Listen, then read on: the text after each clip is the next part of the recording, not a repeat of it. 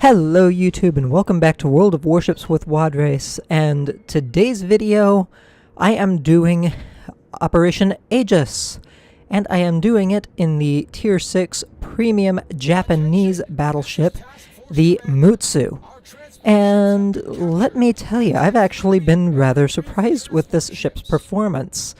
Primarily because, one, she's a little bit faster than a lot of the other Tier 6 battleships that you have the option for, besides the Prince Idle Friedrich, of course. But she also has one thing going for her that the other battleships really don't, in that she has some nice, beautiful 16-inch guns.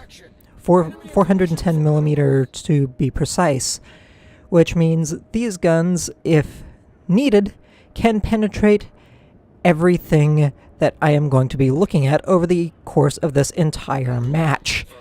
Which, dare I say, is a very, very nice thing to have when you also consider the fact that for the first couple of rounds that I did this week in Operation Aegis, well, let's just say I basically ended up facing the main force of the enemy fleet entirely on my own.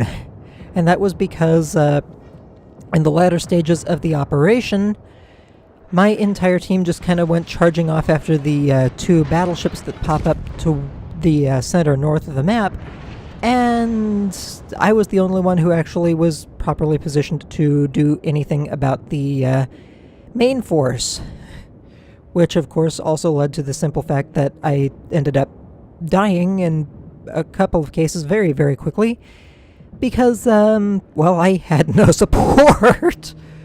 And let me tell you, the Arizona, while she is a good ship, she does not do without support, and she is nowhere near as fast as the Mutsu either, so she can't even really relocate. She just kind of tends to absorb damage.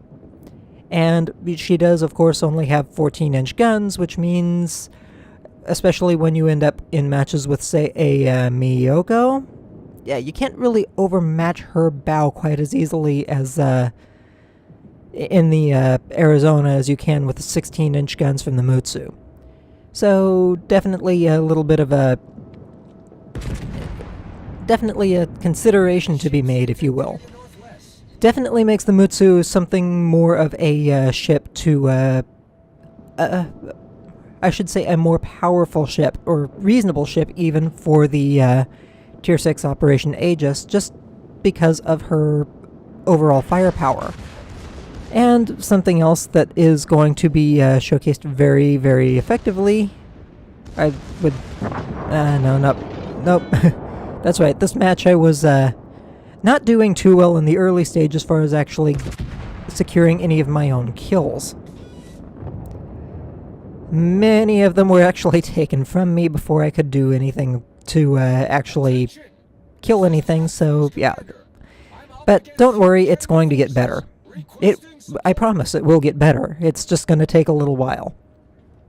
Because, true to form, first off, I've actually put myself in a position where I was kind of capable of sniping enemy ships, and, well, I'm also just going to be in a position from a reasonably early point to basically have a nice look at the enemy main force once the convoy is rescued, and basically just kind of have free reign over them for a little bit. So yeah, it's going to get better even if it doesn't really look like it now.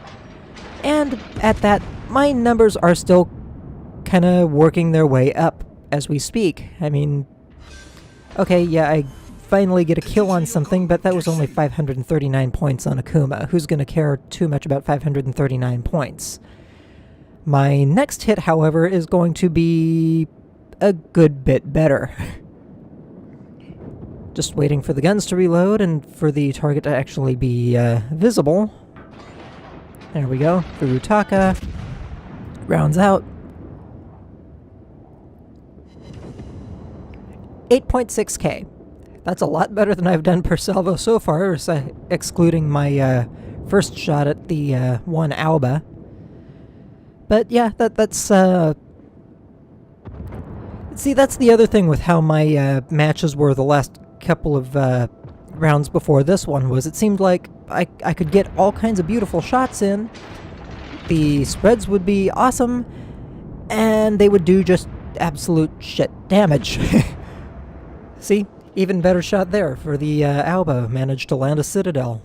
So this match actually just kind of seemed to come together rather nicely. Now, the previous match to the one that you're actually watching here was also a bit of a... It was a win, but it was a hard-fought win. Still kind of pushed the envelope a lot, if I do say so, and it was enough to show, to say the least. The one thing that I will say is that I have learned that when facing off against the main enemy force in Operation Aegis, especially in the later stages, trying to cover the convoy as they're heading towards the exit point, one of the things that really helps is to basically just make yourself a target that must be destroyed at all costs. This means putting yourself at close range to the enemy main force and basically just absorbing as much damage as you can tank before they kill you. Yeah, it's literally a sacrificial... You literally turn yourself into a sacrificial ship in order to ensure the victory. Because, I'll tell you what, as soon as those enemy ships get a line of sight on the convoy ships, you're... If they aren't already shooting at something else, like one of the players, there's nothing that's going to take their attention away from them. And that's cost a couple of my teams victory on this operation. So it's definitely something to kind of keep in the back of your mind, I guess, if you are considering going into Operation Aegis yourself. And the other thing I suppose that worked in our favor here a little bit for this particular playthrough was we had 3 destroyers, 3 battleships, and our aircraft carrier. Our aircraft carrier I can't exactly say was the most useful guy in the world, but he was at least still present in some way, shape, or form. I really wasn't paying that much attention. I mean, it doesn't seem like he's succeeding at doing much, that's for sure. But overall, I mean, he was still kind of keeping the enemy spotted, which was a bonus, even if he wasn't actually doing a whole lot of damage on his own. And, well, the destroyers were harassing the enemy while remaining as elusive as always, and the battleships were just pumping out as much damage as they possibly could. The only cruisers, and they, with the exception of the shores, they kind of go down real damn fast, were bots that were already in actual mission assisters anyway. So they're not actually players. And that's one of the things that I've noticed can actually be a minor detriment to a player team in Operation Aegis, are the players who are in cruisers, believe it or not. They can be in some of the best cruisers, but just due to the sheer spread of cruisers that they're facing off against, and they're in primarily open water, they really just don't get very far. They don't have the health, they don't have the firepower to really, I guess, keep up, and they just go down real fast, where you get to the end of the mission and it's really just the destroyers and the battleships that are left. So having a run where it's just battleships, destroyers, and a CV is actually a nice bonus. Because the destroyers, again, they can use their maneuverability, their detection to mitigate damage and keep ships spotted for the battleships. The battleships can kind of sit back a little bit and just do what they do best, which is long-range heavy artillery sniping. And yeah, it just works. And speaking of which, long-range artillery sniping.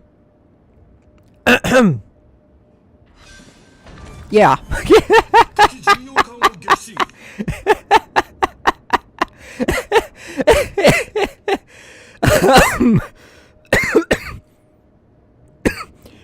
Yeah.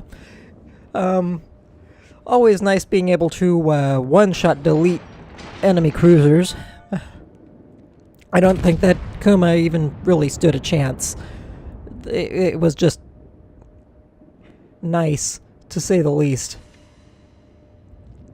And, see, this is what I mean by knowing where you are in regards to the enemy force, where they're going to pop up, and just kind of doing damage where you can. I mean, you'll notice my positioning. Okay, yeah, I do have a friendly battleship. I think he's in New Mexico, who was assisting on this flank, which it's the first time I've actually had player help on this flank in a couple of... was the first time I had player assist in a couple of matches. And, hey, guess what? There's another instant deletion. Damn. See, the other thing was I was, at this point, and you're actually going to see me pop up in chat, just... Where was this accuracy a couple of matches ago? It really would have been nice, yeah.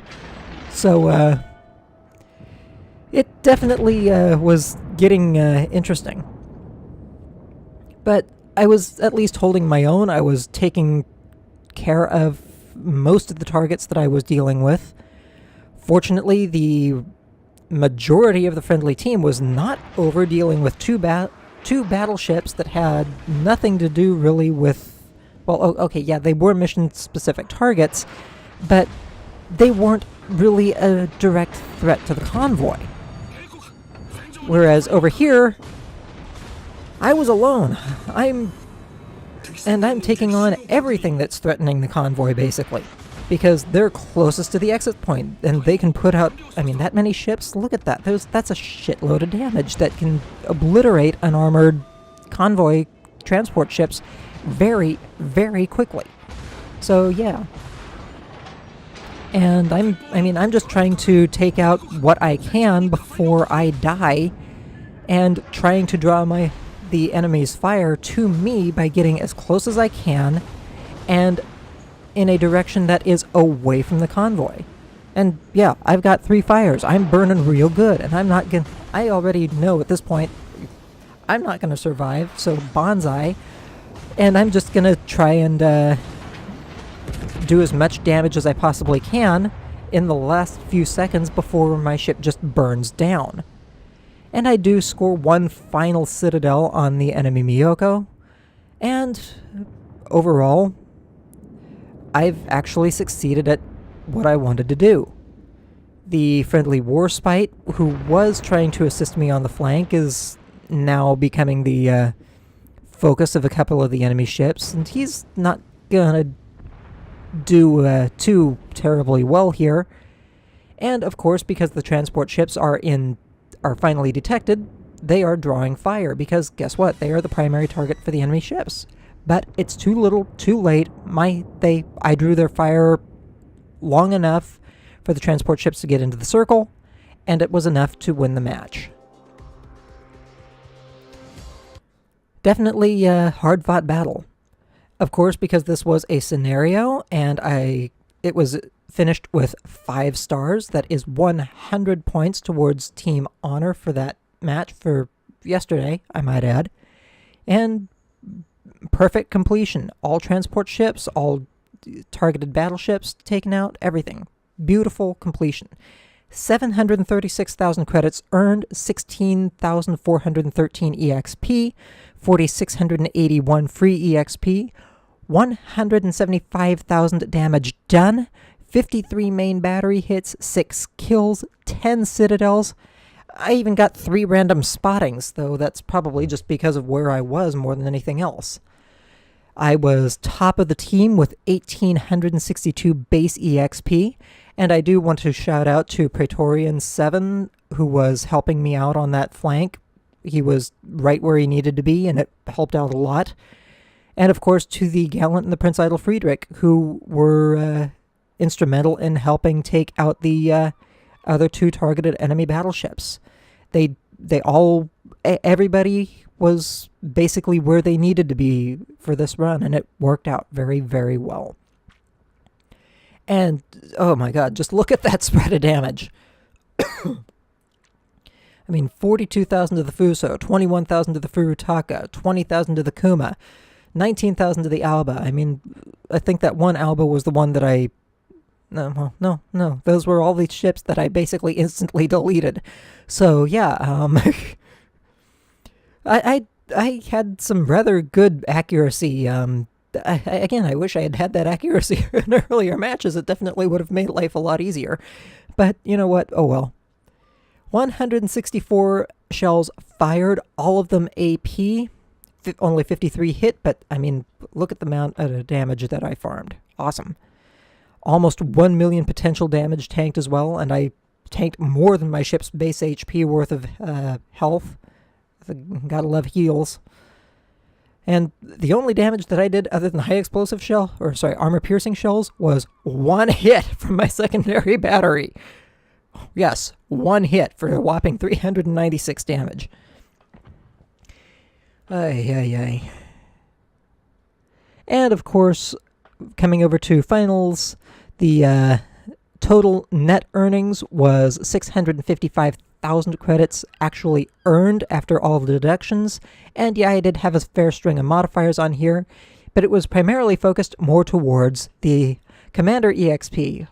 Almost 44,000 Commander EXP earned for the match on a 5-star completion, beautiful run in Operation Aegis. And this was actually an important run for me as well, because I actually kind of needed those Commander EXP points, because I realized going through a couple of regular co-op matches earlier yesterday that I didn't have last stand on my Lateriable Commander. And I needed exactly 80,000 points to get him a second skill point, get him up to 16 points so that he could actually have last stand and stand a chance in battle if the engine or rudder got knocked out. So overall, good results, and this got me what I needed for that commander. Anyway, on that note, I shall let you all go. I hope you all take care.